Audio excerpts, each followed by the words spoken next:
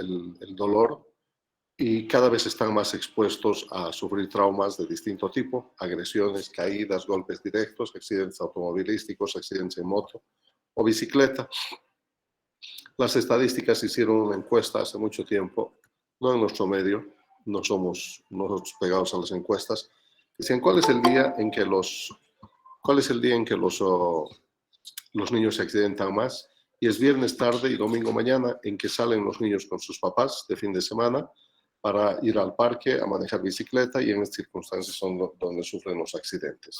Sin embargo, no es raro también ver agresiones, golpes, y aquí hay un tema muy importante que vamos a ver en las últimas diapositivas, que es el tema de un alto índice de sospecha de trauma por agresión por familiares, ¿no? El trauma sigue siendo la causa más común de muertes y discapacidad en los niños. El escenario, 7 años de edad, es golpeado por un vehículo mientras paseaba en su bicicleta. El niño no tenía casco, ingresa sin respuesta, respirando rápidamente. La piel de sus extremidades es pálida y moteada. Y aquí hay algunos datos que vamos a hablar. Y sus signos vitales a la llegada son frecuencia cardíaca de 144, respiraciones 38, presión 80-57, escala de Coba de Milagro de 5, ocular 1, verbal 2, motor 2. O sea, un paciente gravemente lesionado con un TEC grave, una escala de coma de 5 y con datos además de shock.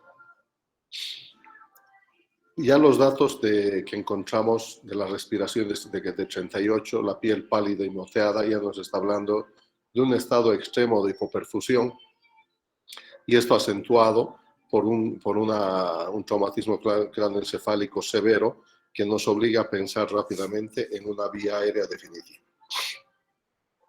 Las prioridades para la reanimación en el niño son las mismas, lo he dicho para todos, adultos, atletas, mujeres embarazadas. Los objetivos en esta ocasión es identificar las características anatómicas y fisiológicas específicas que afectan a los niños. Vamos a hablar un poco y mostrar la escala de Broselow, describir los patrones comunes y las respuestas al trauma y estar atento al tema de lo que es cierto tipo de lesiones no frecuentes asociados a mecanismos de trauma frecuente o comunes. ¿Qué quiero decir con esto? De que en general los niños son de goma y toleran muy bien los golpes, las caídas de su propia altura, y para que se fracture un hueso en el niño, una costilla, el cráneo, tiene que haber sufrido impacto directo. Ojo, entonces es muy importante en los niños sospechar esto, lesiones crónicas, quemaduras, que nos hagan sospechar agresiones, ¿verdad? Y dice también las encuestas y la literatura, aquel niño que llega al servicio de emergencia con una lesión grave y con sospecha de agresión por familiares próximos, el 50% de los casos, si no son reportados y atendidos precozmente, llegan muertos en la siguiente consulta. Y esto es grave, ¿no? Ya nos está tocando ver todos los días este tema y lamentablemente afectan a los niños, a las mujeres. La mortalidad por trauma supera la suma de otras causas combinadas de mortalidad en la niñez. Por su anatomía, fisiología y mecanismos se producen patrones de lesión diferentes a las de los adultos. Son estructuras más pequeñas, por lo tanto, los impactos van a afectar no solamente un segmento, sino gran parte del cuerpo. Y los mecanismos de trauma se relacionan con la edad y la etapa del desarrollo. Los daños neurológicos y respiratorios exceden con creces las alteraciones hemodinámicas en los niños y es precisamente la falla respiratoria la causa más frecuente de compromiso en los niños antes que el hemodinámico. ¿Qué tipo de lesiones ocurren en los niños con frecuencia? Lesiones causadas por vehículos sigue siendo la misma frecuencia que en los adultos. Ya entran en juego ahogamiento en piscina o lugares próximos, incendios en la vivienda, homicidios y caídas, ¿no? Y por el volumen pequeño es común el trauma multisistémico. ¿Cuáles son los aspectos que debemos considerar en el niño? Es importante esto. Cuanto más pequeño, la cabeza es más voluminosa, la lengua, la mandíbula más pequeña, la lengua más grande. Por lo tanto, es fácil la obstrucción de la vía aérea superior. En los niños, cuanto más pequeños, tenemos que tener mucho cuidado con el tema del manejo de la cabeza y normalmente se recomienda elevar el tronco, ¿no? Y el tórax, todo el cuerpito del niño, sobre unos 2 centímetros de una tabla espinal acolchada para que el occipucio quede al mismo nivel y el paciente pueda respirar cómodamente y no quede en la posición del olfateo por el occipital prominente. La laringe es anterior y tiene una vía aérea mucho más corta, estrecha y en forma de embudo. Esto es importante recordar. Entonces, lo que les adelantaba, el occipucio de los niños es prominente, ¿verdad? Entonces, si nosotros lo tenemos en una superficie plana única todo el cuerpo, el plano de la cara no está paralelo al de la tabla y el mentón se aproxima al pecho y esto se llama la posición del olfateo. Entonces, lo que tenemos que hacer es colocar una colchoneta por debajo del tórax, abdomen, pelvis y piernas con la intención de alinear los ejes y hacer que el occipital descanse directamente sobre la tabla y podamos elevar el mentón, desplazar la mandíbula y despejar la vía aérea superior. El cojín debe tener un espesor de por lo menos 2,5 centímetros. ¿Qué consideraciones anatómicas importantes? La cabeza es más grande. No se olviden que las fontanelas y las suturas todavía no están selladas hasta el año de edad. Por lo tanto, es fácil encontrar traumación, o sea, los impactos craneales van a tener mayor repercusión. Los discos de crecimiento óseo esquelético, los discos de crecimiento están en plena etapa de desarrollo y las fracturas próximos a estos núcleos de crecimiento van a crear graves lesiones en el desarrollo de los niños. La caja torácica es flexible y elástica. Una fractura costal implica, en el 90% de los casos jóvenes, un golpe directo. Ojo, cuidado. La fractura de un hueso largo, las más de las veces implica también impactos directos y estar atento a cierto tipo de lesiones. La columna cervical, los ligamentos espinales son más flexibles, las vértebras están acuñadas en sentido anterior, las facetas articulares son planas, y es frecuente ver lo que es la pseudosubluxación a nivel de lo que es C4, C5, y en los niños uno tiene que tener un alto índice de sospecha en busca de lesiones de la médula espinal sin alteraciones radiográficas, así se abrevia esto, lesiones de la médula espinal sin anormalidades radiológicas, LMESAR, ¿no?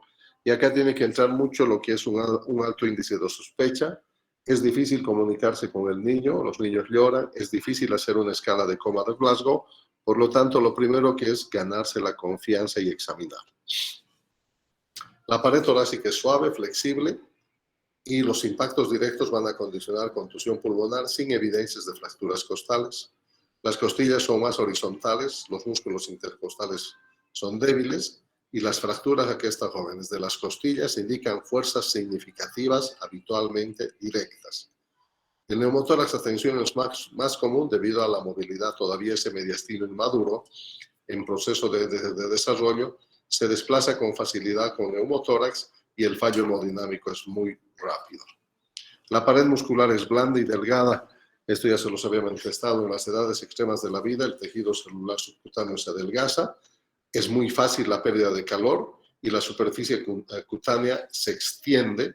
Por lo tanto, la capacidad de control de temperatura va disminuyendo y rápidamente estos pacientes entran en hipotermia.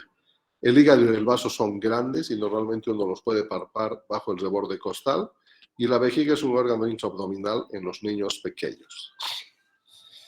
Las diferencias fisiológicas que tenemos que tener en cuenta en los niños pediátricos lesionados son los siguientes. Es difícil manejar, a no ser que seas pediatra y neonatólogo, aún así, manejar los parámetros vitales en las distintas etapas, ¿verdad?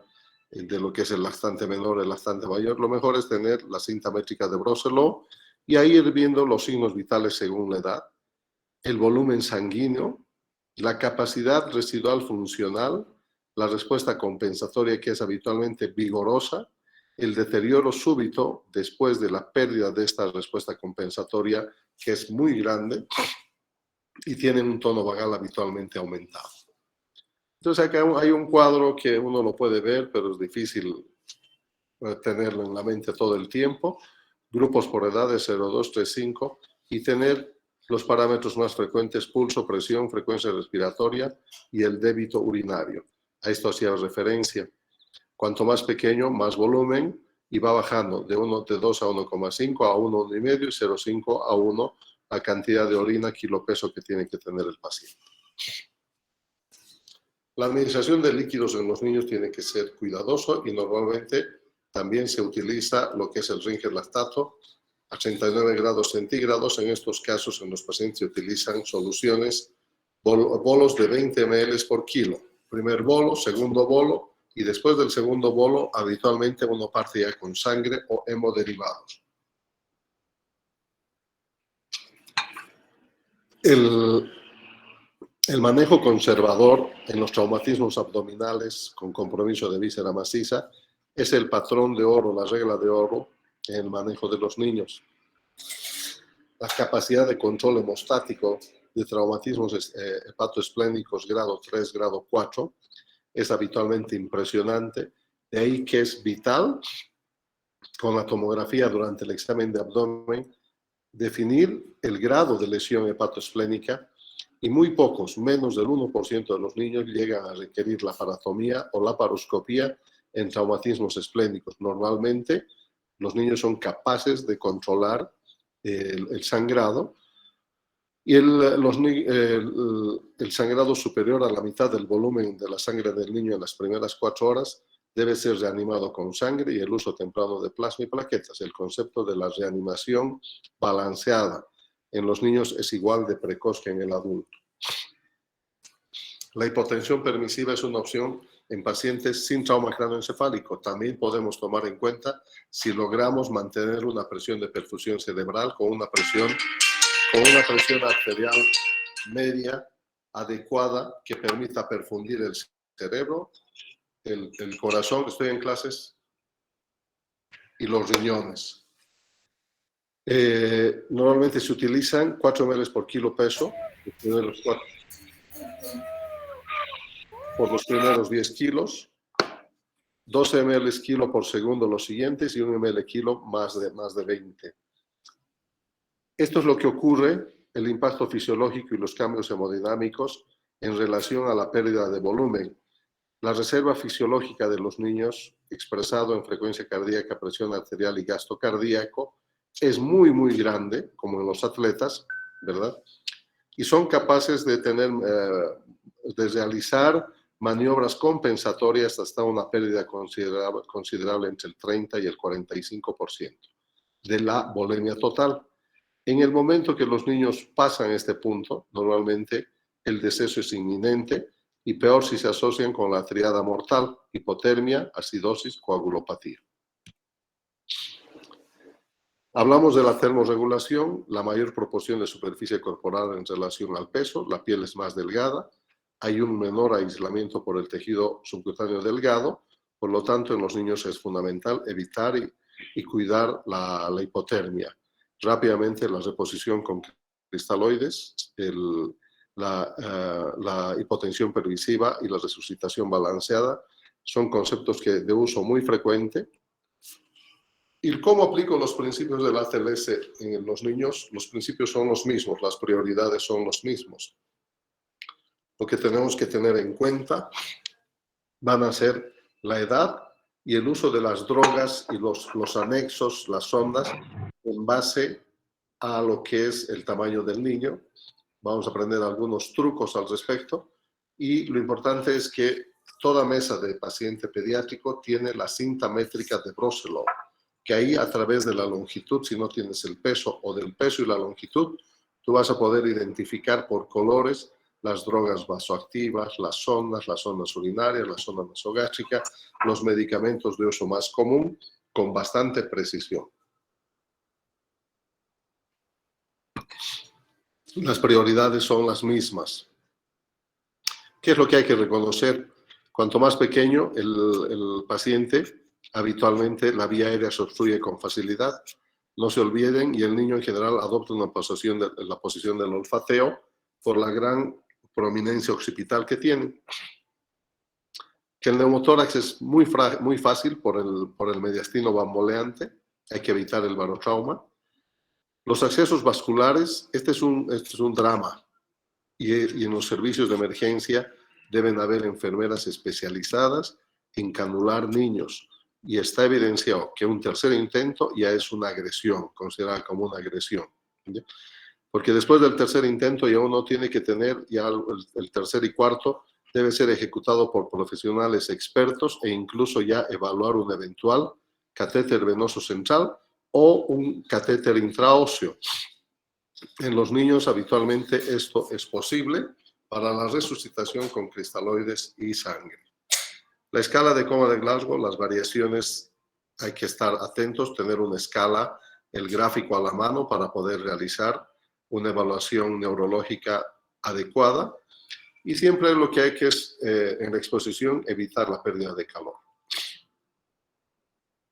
En el manejo de la vía aérea es importante recordar que la tráquea es corta, la intubación monobronquial es muy frecuente, la profundidad de la inserción del tubo endotraqueal es igual a 3 por el calibre del tubo endotraqueal, vamos a aclarar esto, que el tubo endotraqueal se ocluye muy fácilmente y hay una presentación engañosa de shock hipovolémico en los niños.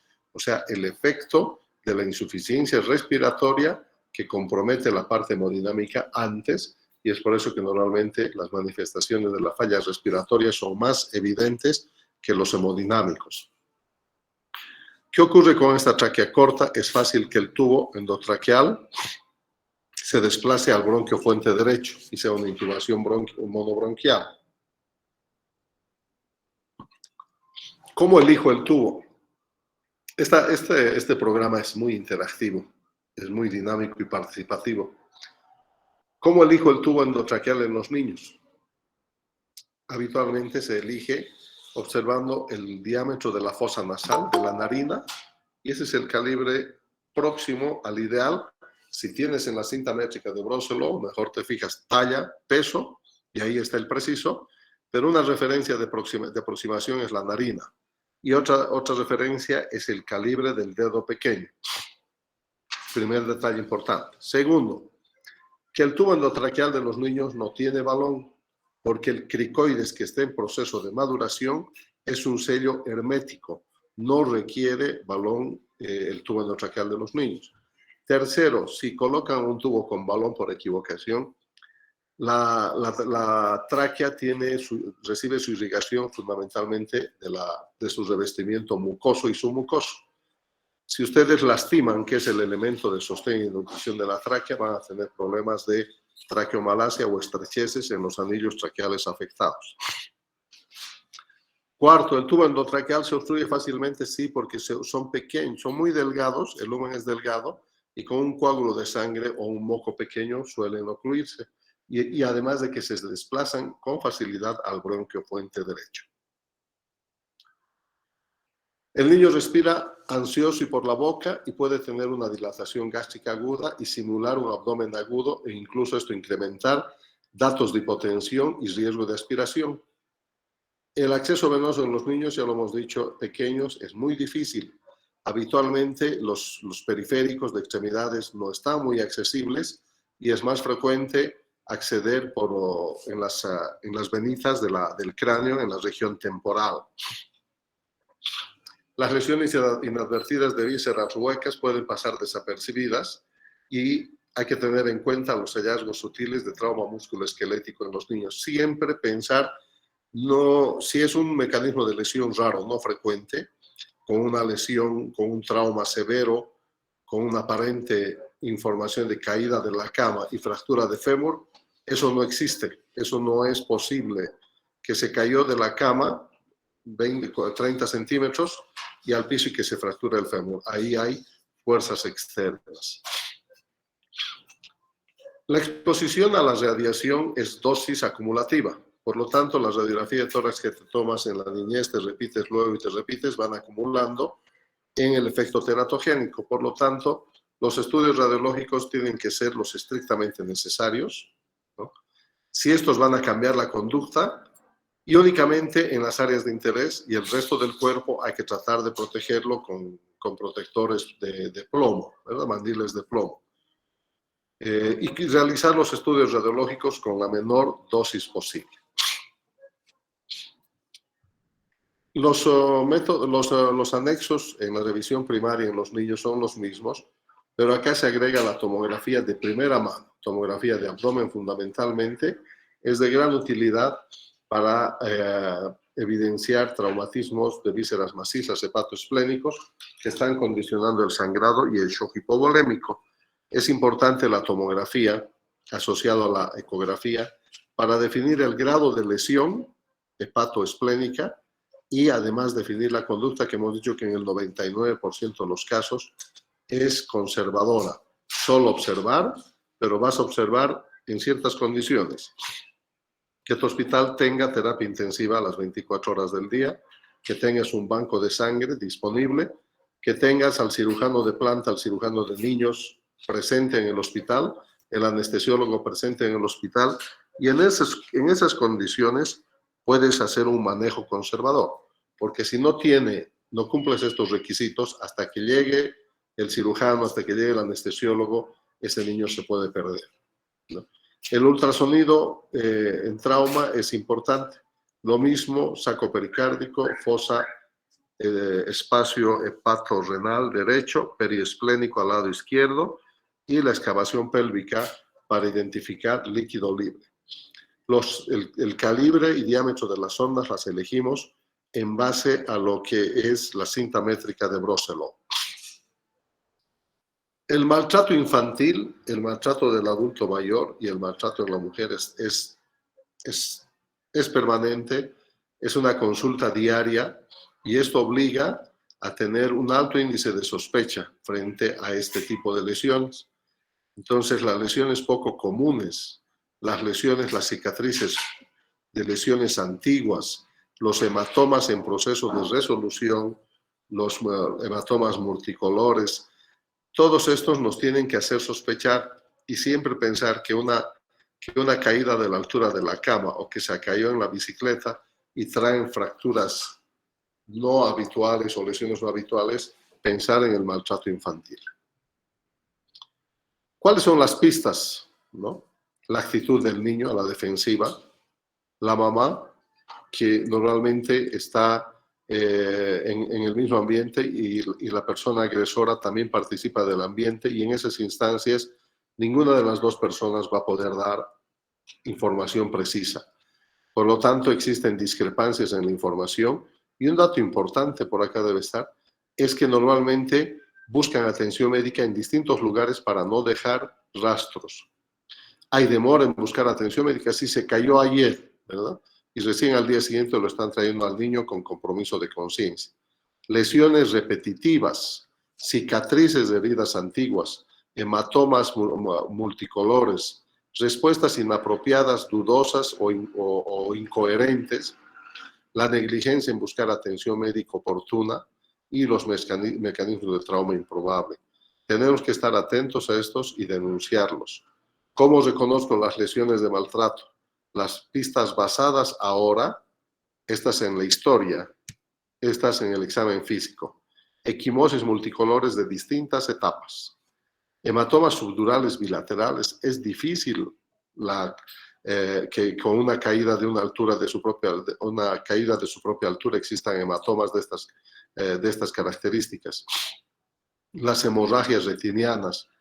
Aquí lo que les decía hace rato, las fracturas femorales o las costales implican traumas directos, quemaduras y escaldaduras inusuales por contacto, las quemaduras en las palmas de las manos por colillas de cigarrillo, las heridas traumáticas, o sea, contusas del tórax, del abdomen y la región posterior de los glúteos y la pared y el torso o el torso son de exploración obligatoria. Y en este sentido viene el ABC de la prevención. Siempre es importante esto conversarlo con la familia, con el servicio social. y analizar los datos del trauma y reportarlos en ese momento. Porque si no se procede de esa forma, la próxima vez que lleguen, van a llegar estos niños, el 50% muerto. Búsqueda de alianzas locales con las sociedades protectoras. Comunicar el problema al servicio social, a seguridad. Desarrollar actividades de prevención y evaluar y reevaluar las intervenciones en relación al impacto de las mismas. El escenario: un paciente, o sea, un niño gravemente lesionado, atropellado por un vehículo en su bicicleta. El impacto es en todo el cuerpo en los niños, habitualmente en el adulto es más el segmento que sufre, es el punto de impacto. Y el mecanismo de lesión es muy conocido en el adulto. En el niño es la triple colisión, el impacto en la extremidad, inmediatamente vuela, el impacto en el torso al caer y la cabeza contra el piso. En general, esa es la forma en que caen los niños luego de un accidente en bicicleta o peatonal, atropellados por un vehículo en movimiento. Tenemos que tener en cuenta, cuando estamos atendiendo bien a un niño, las diferencias anatómicas, fisiológicas y las que se modifican para la aplicación de los, que no se modifican para la aplicación de los principios de la TLS. Las prioridades son las mismas. Lo importante es conocer sobre todo las diferencias anatómicas en la vía aérea respiratoria en los pequeños, el mediastino inmaduro en el trauma torácico, la piel delgada con un celular subcutáneo delgado y la tendencia a la hipotermia,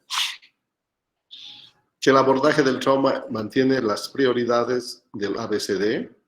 Es importante comprometer rápidamente a un cirujano de niños y tiene que haber un alto índice de sospecha en casos de maltrato infantil. Y lo más importante es activar esto. La prevención, el ABCD de la prevención.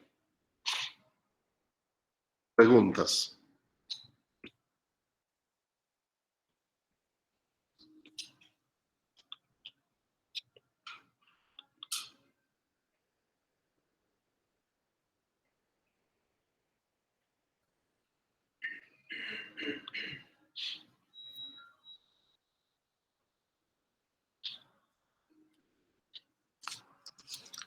¿Cuántos están? 39. Mañana, por ser viernes, van a estar 20 seguramente. Eso es muy frecuente. Trauma geriátrico.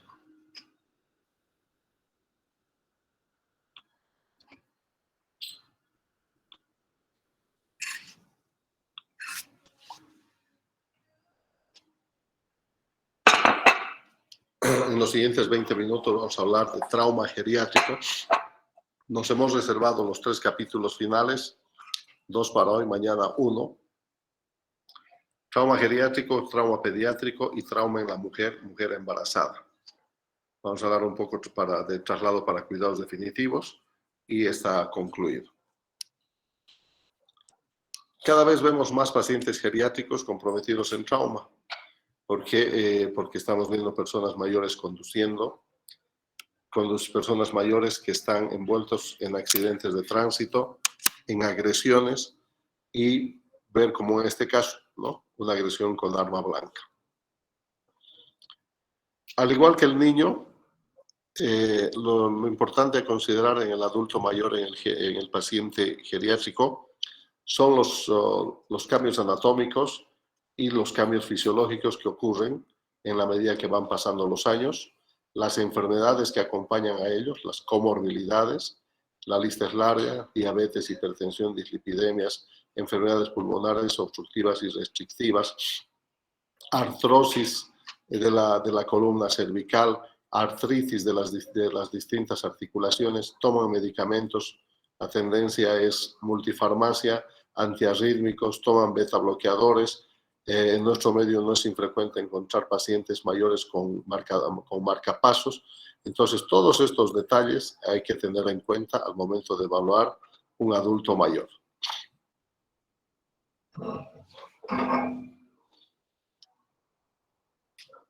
Sin embargo, las prioridades en evaluación y reanimación son las mismas.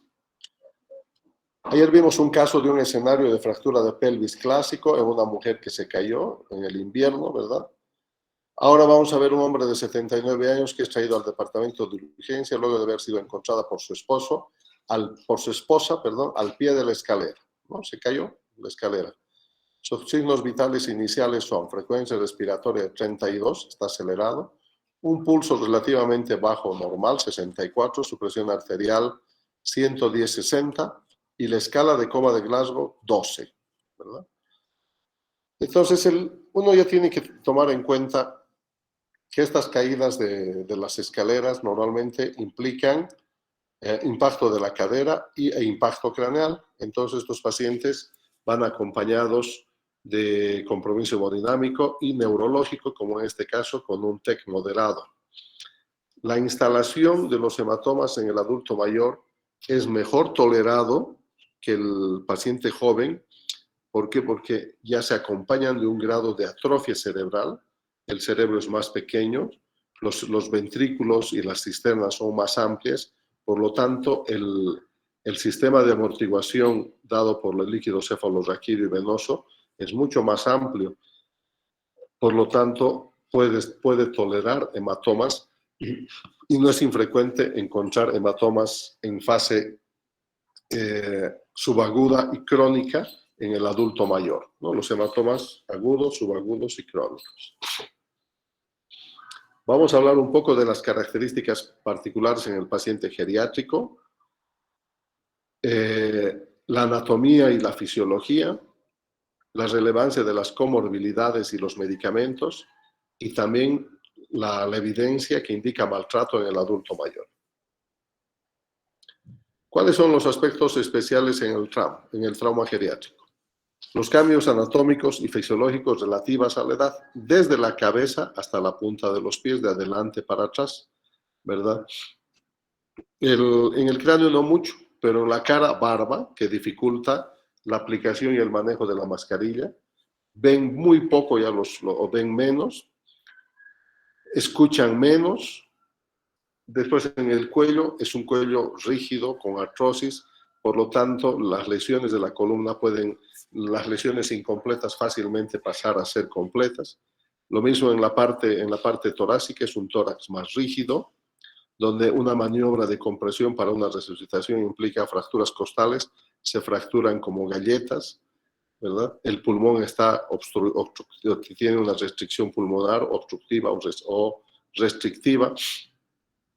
La reserva fisiológica y la reserva de catecolaminas es muy pobre, la respuesta fisiológica es más lenta y de menor calidad. Se acompañan de comorbilidades, una lista larguísima que uno tiene que tomar en cuenta las más comunes, ¿no? Y no olvidarse en nuestro medio del Chagas y la tuberculosis, además de los más comunes, hipertensión, diabetes, dislipidemia, que obligan a tomar medicamentos o el uso de marcapasos, por ejemplo, en la miocardiopatía chagásica, la medicación, uso de betabloqueadores antihipertensivos. Los betabloqueadores van a condicionar una normocardia, una frecuencia cardíaca relativamente normal a baja, y no va a haber esa respuesta esperada de taquicardia. Y obviamente estar atento a las lesiones que indiquen maltrato del adulto mayor. Este es un dato muy interesante que para el 2050 parecería muy lejos, pero esto va a pasar muy rápido. Se decía el año 2000 que para el 2020 la cantidad de pacientes diabéticos en el mundo iba a estar en el entorno de 380 millones de diabéticos. Y al 2020 estamos pasando los 400 millones de diabéticos. Y de estos 400, el 90% son diabéticos tipo 2. Y de este grupo de diabéticos tipo 2, 90%, el 50% son obesos. O sea, las estadísticas no fallan. Y acá dice que para el 50, la población mundial mayor de 64 años se incrementará en un 20%, que representará 2,5 millones de personas más. Esto va a haber un incremento en la mortalidad y morbilidad. O sea, vamos a tener poblaciones, así como en Europa, poblaciones de personas mayores va a ir expandiéndose en el resto del mundo. El deterioro funcional es pues proporcional a la edad. Lo que baja la masa encefálica, la visión, el tema de la olfacción, de la audición, tienen dificultad para discriminar los colores, la respuesta pupilar, la capacidad vital respiratoria disminuida, la función renal igual. Hay una pérdida de altura de aproximadamente de 5 a 7,5 centímetros de altura en la medida que va pasando la edad. Esto a consecuencia de que los discos intervertebrales se aplastan, los cuerpos vertebrales se reducen y las personas que tú los veías tremendos moles de 1,80, a los 80 años son de 1,60, ¿verdad? Hay alteraciones de flujo sanguíneo de las extremidades inferiores por los ateromas y sobre todo en los pacientes fumadores, la enfermedad arterial obstructiva multisegmentaria, diabéticos y fumadores, degeneraciones de las articulaciones de las caderas, de las rodillas. Hay una disminución del agua corporal total, eso es muy evidente, del 60% normal, bajan a volúmenes del 45-40%. Daño nervioso, la neuropatía periférica asociada a la diabetes. Escuchan menos, hay una producción menor de saliva. Esto hace que el tránsito esofágico sea mucho más lento. La frecuencia cardíaca puede estar disminuida. Acompañarse de enfermedades cardíacas e hipertensión. No es infrecuente la falla renal. En general hay pues una disminución de lo que es la función de los órganos y los sistemas en la medida que va pasando los años. Las causas principales de lesión varían un poco más en el adulto mayor. Las primeras ahora son caídas, consumo de alcohol y quemaduras. No es raro las quemaduras producto de incendios a consecuencia de los cigarros que se quedaron dormidos y encendieron las sábanas. El consumo de alcohol y las caídas. Caídas en las escaleras, caídas en la casa, caídas de su propia altura. Sin embargo, ya estamos viendo viejitos a personas mayores conduciendo vehículos y vistos en accidentes automovilísticos y colisiones vehiculares. El ABCD es el mismo en el adulto mayor, las prioridades no cambian. Vía aérea permeable con control de la columna cervical, solo que tendrás que ser más cuidadoso en el manipuleo de esa columna rígida, artrósica, con osteofitos, con mucho cuidado las maniobras básicas y alguna eventual intubación. La reserva cardiopulmonar está disminuida y puede requerir una intubación temprana. Mucho cuidado nuevamente en el manejo de la columna cervical al momento de la intubación. La reserva cardíaca se ve afectada en estos pacientes, por lo tanto, la resucitación con cristaloides tiene que ser muy cuidadosa. Tres situaciones particulares que ameritan el uso de un catéter venoso central para la administración de fluidos en el trauma. El adulto mayor, porque con una gota de más hacen edema agudo de pulmón, el trauma cardíaco contuso y los niños en los cuales no ha sido posible acceder a una vía aérea periférica. ¿Qué factores afectan al manejo de la vía aérea? Son edentados o tienen placas, las placas se desprenden, obstruyen con facilidad la vía aérea superior, hay fragilidad de la mucosa nasofaringia y obviamente la artrosis cervical que nos va a dificultar el manejo. Tienen una reserva respiratoria disminuida y peor si eran fumatéricos. Es importante el uso de oxígeno suplementario como en todo trauma y siempre sospechar de la presencia de enfermedades de base como enfermedad pulmonar obstructiva. Y esto es acordarnos que tienen muy poca tolerancia al trauma de tórax. ¿Eso qué significa? Que las costillas tienden a fracturarse con impactos de mediana intensidad, ¿no? Y los traumas torácicos menores tienen efectos mucho más graves en los pacientes con trauma torácico. La función y reserva cardiovascular está disminuida, los depósitos la respuesta de las catecolaminas igual. La administración de los líquidos tiene que ser muy cuidadosa para evitar el daño, la sobrecarga de volumen y el edema agudo de pulmón. Siempre preguntar en el momento de la evaluación de la historia amplia El uso de medicamentos y entre estos anticoagulantes, antiarrítmicos, betabloqueadores, hipoglicemiantes, uso de marcapasos, todos los medicamentos que estos pacientes utilizan y los antecedentes de arritmias y los efectos de las catecolaminas frente a pacientes tomadores de betabloqueadores o portadores de marcapasos. En los problemas específicos neurológicos, los hematomas subdurales agudos y crónicos o subagudos y crónicos son más frecuentemente vistos porque estos hematomas son bastante bien tolerados por la atrofia cerebral y los espacios que van dejando permiten la acumulación de este quinto componente que es el hematoma. Hay alteraciones del estado de conciencia por atrofia cerebral, hipoperfusión y medicamentos. No es infrecuente el tema cuando ya ver personas jóvenes con demencia senil. Entonces, todos estos datos los aporta la familia. Las lesiones, la osteoartrosis de la columna que llevan a lesiones medulares y vertebrales.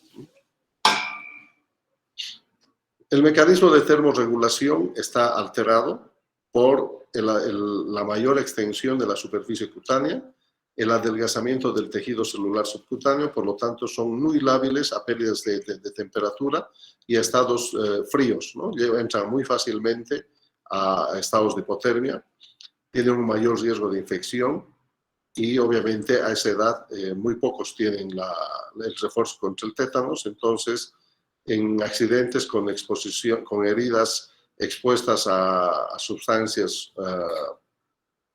sospechosas de contener esto, es mejor vacunar a los viejitos. Los problemas musculoesqueléticos son las causas más frecuentes de morbilidad. Son susceptibles o con mayor propensión a cierto tipo de fracturas, como la fractura de cadera. La fractura de cadera es muy frecuente encontrar en caídas de su propia altura. En las mujeres, la osteoporosis hacen que las fracturas sean más frecuentes, porque los sitios que se ven más afectados son la articulación de la cadera, la región de la escápula y la región dorsal baja. Entonces es frecuente encontrar en este sitio, con caídas de su propia altura, fracturas.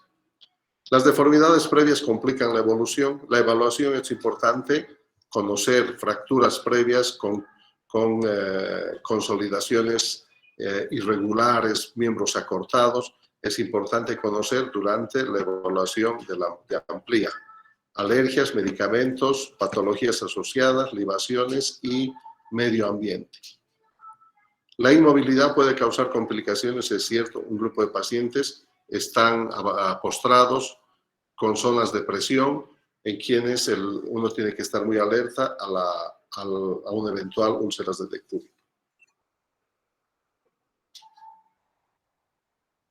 ¿Cuáles son los aspectos especiales que debemos considerar en el manejo del paciente geriátrico? Que la mayor parte de estos pacientes utilizan medicamentos. No descartar la evidencia del maltrato al adulto mayor y un hecho importante que es las decisiones al final de la vida. Este es un tema de vital importancia, el respetar la decisión del adulto mayor. Los pacientes pueden estar tomando betabloqueadores, antihipertensivos, anticoagulantes, AINES, corticoides, diuréticos, hipoglicemiantes, psicotrópicos, antidepresivos, ansiolíticos, una serie de medicamentos. Y uno tiene que estar alerta y detectar el maltrato al adulto mayor con un tema que es un alto índice de sospecha. Desde el tema del aseo, un paciente desaseado ya es una agresión, ¿no? Ya es un paciente, ya se considera maltrato al adulto mayor. Maltratos físicos, sexuales, abandono, maltrato psicológico, abuso material y financiero y la violación de sus derechos. Igual que en los niños, no es prudente interrogar en presencia del posible abusador. Si sospecha maltrato, hay que retirar al paciente del ambiente del abuso y buscar incisivamente algún dato que nos lleve a sospechar o confirmar nuestra sospecha. Decisiones al final de la vida, futilidad. ¿Cuándo es suficiente? ¿Cuándo continuar? ¿Qué pasa con la voluntad anticipada? Todo esto va en el contexto de decisiones al final de la vida y el derecho a la autodeterminación. Creo que es importante que siempre debemos considerar que el tratamiento debe ser el mayor beneficio del paciente, los tratamientos cuyos beneficios sean mayores que los riesgos, en general no los debemos tomar en cuenta. Y el escenario.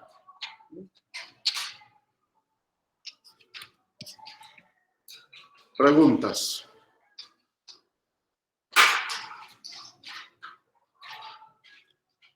El trauma en el paciente geriátrico aumenta a nivel mundial.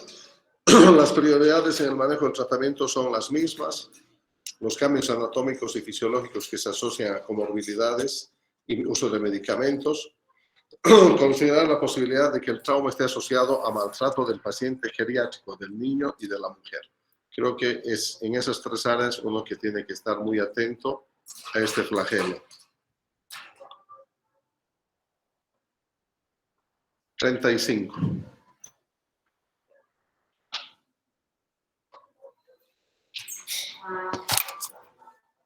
Entre tanto, desconecto mi cargador. ¿Tienen tiempo de preguntar?